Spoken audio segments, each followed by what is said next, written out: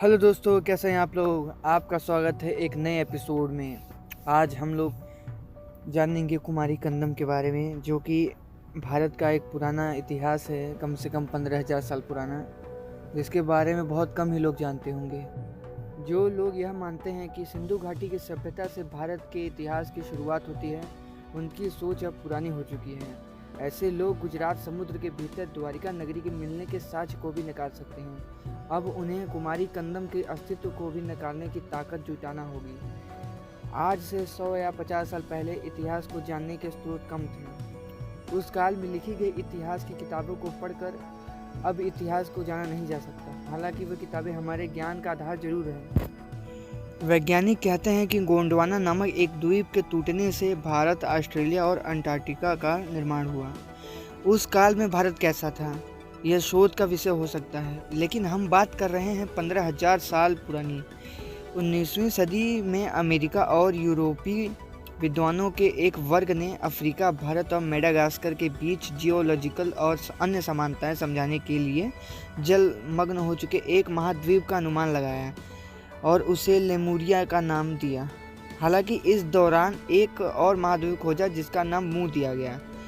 उसके बारे में हम बात नहीं करेंगे क्योंकि वो विषय बहुत विस्तृत है। जिस तरह वर्तमान में ग्लोबल वार्मिंग के कारण पृथ्वी पर कई विनाशकारी बदलाव होने की आशंकाएं जताई जा रही हैं, उसी तरह प्राचीन काल में एक बार ऐसा हो चुका है, जिसे चलते लेमुरिया और मून नाम के दो महाद्वीप जलमग्न हो चुके थे। हालांकि वैज्ञानिक इस पर अभी शोध कर ही रहे हैं, किंतु विश्व के खोजकर्ताओं का दावा है कि इन दोनों महाद्वीपों पर सभ्यताएं काफ़ी विकसित थी। कुछ खोजकर्ताओं, जिनमें प्रमुख थे फिलिप स्कोल्टर, का यह भी कहना है कि मनुष्य की उत्पत्ति इन्हीं महाद्वीपों पर हुई थी। ये दोनों महाद्वीप किसी भूवैज्ञानिक हलचल की वजह से समुद्र के भीतर समा गए हैं। जब से पृथ्वी बनी है तब से विनाश के कई चरण हुए हैं तथा कई प्रजातियां विलुप्त हुई है तथा नई आई भी हैं। विश्व की सभी जातियों एवं धर्मों में प्राचीन महाप्रलय का उल्लेख मिलता है। केवल धर्म ही नहीं, भूवैज्ञानिक साक्ष्य भी पृथ्वी पर कई प्राचीन विनाशकारी हलचलों को दर्शाते हैं, चाहे वे भूकंप के रूप में हो या ज्वालामुखी के रूप में हो या ग्लोबल वार्मिंग या हिमयुग के रूप में हो।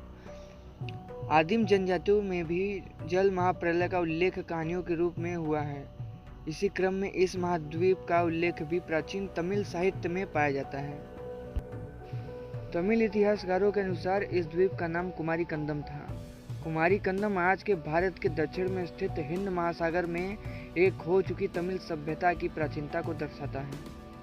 इसे कुमारी नाडु के नाम से भी जाना जाता है।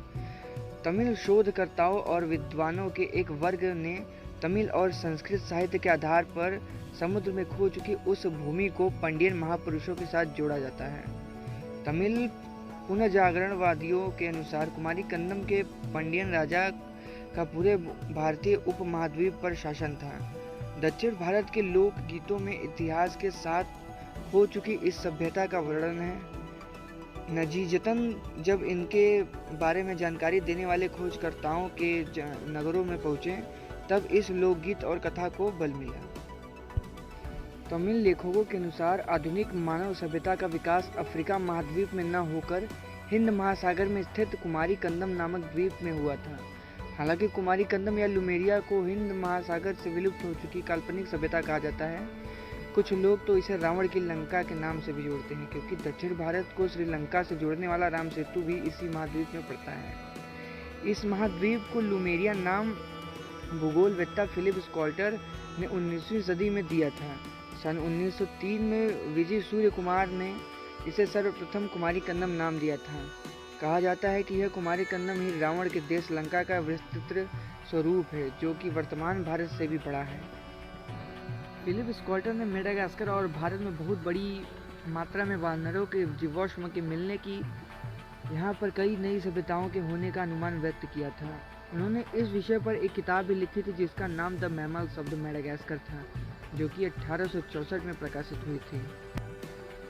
कुमारी कंदम का क्षेत्र उत्तर में कन्याकुमारी से लेकर पश्चिम में ऑस्ट्रेलिया के उत्तरी तट और मेडागास्कर तक फैला था। भूगोलवेत्ता A.R. वसुदेवन ने शोध अनुसार मानव सभ्यता का विकास अफ्रीका महाद्वीप में न होकर कुमारी हिंद महासागर के कुमारी कंदम नामक द्वीप पर हुआ था। उनके अध्ययन कहते हैं कि आज से लगभग 14,000 साल पहले जब कुमारीकंदम जलमग्न हो गया था तो लोग यहाँ से पलायन कर अफ्रीका, यूरोप, चीन सहित पूरे विश्व में फैल गए और कई नई सभ्यताओं को जन्म दिया। भारत के समुद्र विज्ञान के राष्ट्रीय संस्थान में शोधकर्ताओं के अनुसार 14,500 साल पहले समुद्र का स्तर 8 से 100 मीटर नीचे था और 10,000 साल पहले 60 मीटर नीचे था। इसीलिए यह पूरी तरह संभव है कि यहाँ एक बार श्रीलंका के द्वीप जोड़ने के लिए भूमि पुल था, लेकिन धीरे धीरे जल स्तर बढ़ा तो पुल भी जल में डूब गया। लेकिन पिछले 12 से 10,000 साल में समुद्र के बढ़ते हुए स्तर ने आवधिक बाढ़ का काम किया। इसी तरह यह महाद्वीप जलमग्न हो गया। यदि हम उस पुल की बात करें तो उसे राम सेतु कहा जाता है। यह पुल चूना, पत्थर, रेत, गाद और छोटे छोटे कंकरों और बलुआ पत्थरों से मिलकर बना था। इसे नल और नील नाम का पुल कहा जाता था। उल्लेखनीय है कि जब फिलिप स्कॉल्टर ने अपनी खोज की तो खोज के दौरान उन्हें वानरों के अवशेष मिले थे। रामायण में भी यह उल्लेख मिलता है कि यह पुल वानरों ने बनाया था। एक और रोचक तथ्य सामने आया है कि लेमुरिया द्वीप के लोग काफ़ी लंबे होते थे। हिंद महासागर के नीचे समा गए लेमुरिया महाद्वीप की उत्पत्ति 1 लाख साल पहले हुई थी और 15,000 साल पूर्व तक यह अस्तित्व में था। हिमनदों के पिघलने से समुद्र का जल स्तर ऊंचा उठा और धीरे धीरे यह समुद्र के भीतर समा गया। एल्फ्रेड रसेल और अर्नेस्ट हैकेल का मानना था कि मनुष्य की उत्पत्ति इन दोनों महाद्वीपों पर हुई थी। लेमुरिया शब्द लेमूर नामक एक जीव से आया है जो बंदर एवं गिलहरी का मिश्रित रूप है। लेमूर का मूल स्थान मेडागास्कर है, लेकिन यह भारत में मलाया में भी पाया जाता है। इसीलिए माना जाता है कि यह द्वीप तभी भारत पहुँचे होंगे जब कोई विशाल महाद्वीप हिंद महासागर में रहा होगा और जिसमें भारत और मेडागास्कर के बीच सेतु का काम किया होगा। वैज्ञानिक मानते हैं कि भारतीय उपमहाद्वीप में किसी नर बानर की उत्पत्ति नहीं हुई थी और जितनी भी जातियां वर्तमान भारत की धरती पर जीवित है या लुप्त हो चुकी हैं, उनका मूल स्थान कहीं न कहीं वर्तमान भारत से बाहर रहा था। राय ने दक्षिण अफ्रीका एवं दक्षिण भारत के बीच एक लेमुरिया द्वीप की कल्पना की है जो अब जलमग्न हो चुका है। उन्होंने संभावना व्यक्त की है कि मुंडा जाति लेमुरिया के द्वीप से होती हुई भारत आई थी। ऐसा माना जाता है कि हिम युग के अंतिम सालों में तापमान बढ़ना शुरू हो गया था, जिसके कारण ग्लेशियर का पिघलना शुरू हुआ और समुद्र का जल स्तर बहुत बढ़ गया। यह संभावना है कि पानी में डूब गया। ये तमिल लेखकों के अनुसार जब कुमारीकंदम जलमग्न हुआ तो उसका 7,000 मील का क्षेत्र 49 टुकड़ों में बढ़ गया। इस प्रकार यह महाद्वीप हिम युग के अंत में समुद्र में डूबा तो लोगों ने अलग अलग जगहों पर शरण ली और पूरी दुनिया में कई नई सभ्यताओं जैसे यूरोप, अफ्रीका, भारत, मिस्र, चीन इत्यादि का विकास हुआ। अगर आपको ये वीडियो पसंद आई हो तो चैनल को सब्सक्राइब करें और वीडियो को लाइक करें, क्योंकि इस वीडियो में बहुत मेहनत लगी है, बहुत काम हुआ है।